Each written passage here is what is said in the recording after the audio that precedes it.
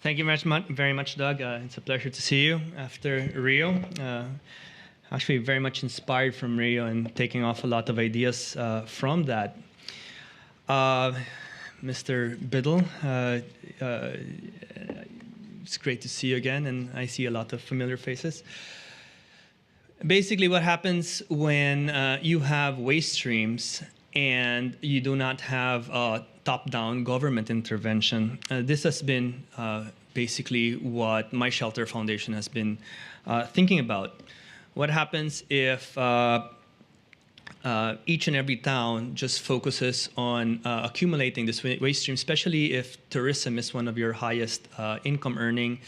Your 7,100 islands, there is a profit motive for all these plastic bottles to get on the island and absolutely none to get it off. And so we're basically having this huge problem of one way.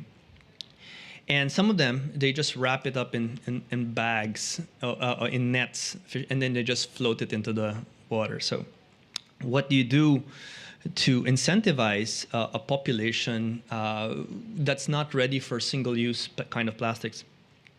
And so how do you recycle a plastic bottle on a community level?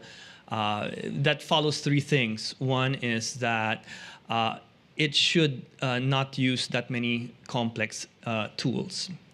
And the most important one is it must have a profit initiative. And so this is what we've been studying basically with a profit recycling bottles.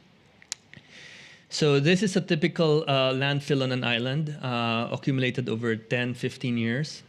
And so these are our workers that are in the forefront, waste pickers that separate the trash. And so during the week, usually there's so many that made a profit out of waste, job out of waste picking, that they have this rotation. And so what we were doing is what happens when they're not working, which is 4 times during the week. And so what we did was we focused on one of our largest markets, which is the lack of classrooms. 7,000 classrooms a year is lacking in the country. Usually when you get cement, steel, and glass and you have to ship them over the channels, it just gets more and more expensive as it gets there. So we fill it up with adobe, mud, and then we get volunteers to also, especially when we need to mass produce this. We use a lot of chicken hair, chicken feathers, great binder. Every island has a chicken poultry farm. We mix it in the cement, tie the bottles, and basically we build this kind of school. So we don't have enough money for flat glass. And flat glass is exceedingly expensive. So what we do is every 2 weeks, there's enough waste that's thrown out of every town to just build one classroom. And of course, I look highly to Arthur Wang and Mini Wiz. I mean, I wish I had those kind of, but it's really like cutting the cost to 1/3 of the cost of normal construction, getting these unemployed people that half the week are unemployed, and basically making them go against traditional construction agencies by halving the cost, doubling the space, and basically outbidding traditional contractors to build classrooms. So these are the classrooms that we built. We try to minimize the cement and the steel by, as I said, grinding down chicken feathers. So we mix with the cement, it forms a fiber that locks in the bottles.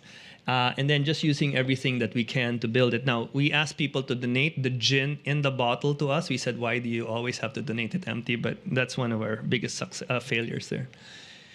How do we get this thing out there? How do we teach young people about plastics? What we did is we worked with a manufacturer that crushes this kind of used plastics.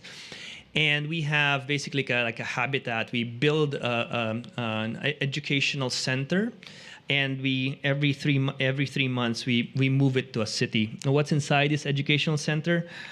Basically, there's recycled art, there is, you can't see it here, but we want to teach them. We teach them how to do bottle brick buildings. But the biggest one really is, our biggest success is the fact that, these children tend to donate to us these kind of designs. And so every time this classroom moves around the country to educate about plastics, and not in a negative way, it's just really just the proper disposal, the proper reuse, try to inspire them to make some kind of new business out of it. So it's a very interesting thing. And so we focus around all of these things that are littering and try to make it into something nice. So I'm here basically about, I think, the biggest project, which is called the Litter of Light. And basically, when we were building these classrooms, we build about, not something big, about 5,000 classrooms a year. And the nice thing there is we don't do it ourselves. What we do is each and every sector, we replicate ourselves. So the mayor gathers the bottles, and our role is, once all the bottles are there, we just take care of the basic superstructure, which is cheaper, and then we just manage all of these people working all together, filling up bottles. So the nice thing about this kind of recycling system, it happens all at the same time all around the country. You don't, it's like with the current ones where recycling has to pass through with the person with the machinery to do it, is you have to pass through a recycler, crush the bottles, or melt the bottles. That's impossible for us at the moment. So what we do is we decentralize it by teaching everybody how to take a bottle and make it into bricks. And the second one, which was blew us away, was we just were thinking about how glass was actually letting light inside for us. And so we were inspired really to take that glass and just say, why don't we just put a plastic bottle filled with water instead of the glass, because it was getting more expensive. So we were competing against people that were buying the glass, and of course for productive purposes, I said plastic was it. So huge potential. Most of the populations live on 1.5 per day, and we were thinking, how can we bring this kind of solutions to the developing world, where we give them some kind of energy solution? Very simple. We put 1/2 of the bottle up, 1/2 below. And what happens is, when water goes through, I don't know if you understand. Yeah, so if if you have a hole in the roof, it will project as a dot below.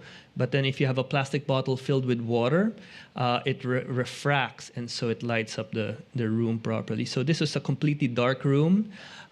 Within 15 minutes of building the bottle and installing it with water, you get 55 watts, zero electricity, saves them about $10, about 500 pesos a month, saves about 250 kilos of carbon a year. And it's very, very simple. But the nice thing there is we made it open source. We said, hey, it's working with us. And we started putting it in the family homes all around. And the thing there is we put it online.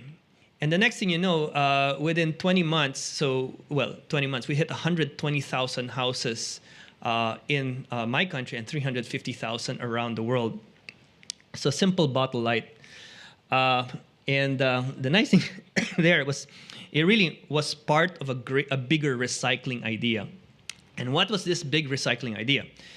Is if you don't have money, we're going to put a simple plastic bottle, less than $2, on your roof for light to come in and bring light inside. But that was to save you money. It's because we did not think that the normal way of doing, the right way of doing it was giving them a solar-powered flashlight. A lot of people don't know, after the flashlight comes in with the solar power, everybody's cheering, everybody's happy. If anything breaks in that flashlight, a switch, it gets wet. We have a ton of broken solar flashlights and solar mobile chargers littering our provinces. It's because basically nobody knows how to fix these things. And so what we were thinking is, how do we engage them? Already we're thinking about recycling plastics. And so the other thing that we have is things that can be recycled. And so what we did was, okay, we got this kind of already set customers saving money. How do you give light at night? So this was the second and most important. So this was the easy one, which is give them a light all over their houses for on the cheap. But now that they're saving, how do you give them at night? And this is the important one, which is, with a simple upgrade. So we get stuff from the junkyard as well. So there are components from cars that are the LED lights, or there's damages, or there's parts of equipment that are thrown away. Extra wiring, parts. And the nice thing there is all the parts, we get it from the junkyard. Oh, sorry, I don't have enough fingers for this, but women assemble this thing right on the village level. We take the waste from Taiwan or from China, the cells that are not correct, there's some kind of blemish.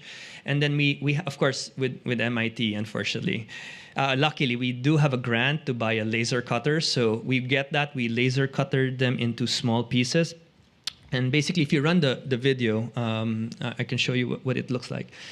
And so our hope is every village has a way to bring energy, or this solution energy, from their trash locally. So every village has a solar production plant.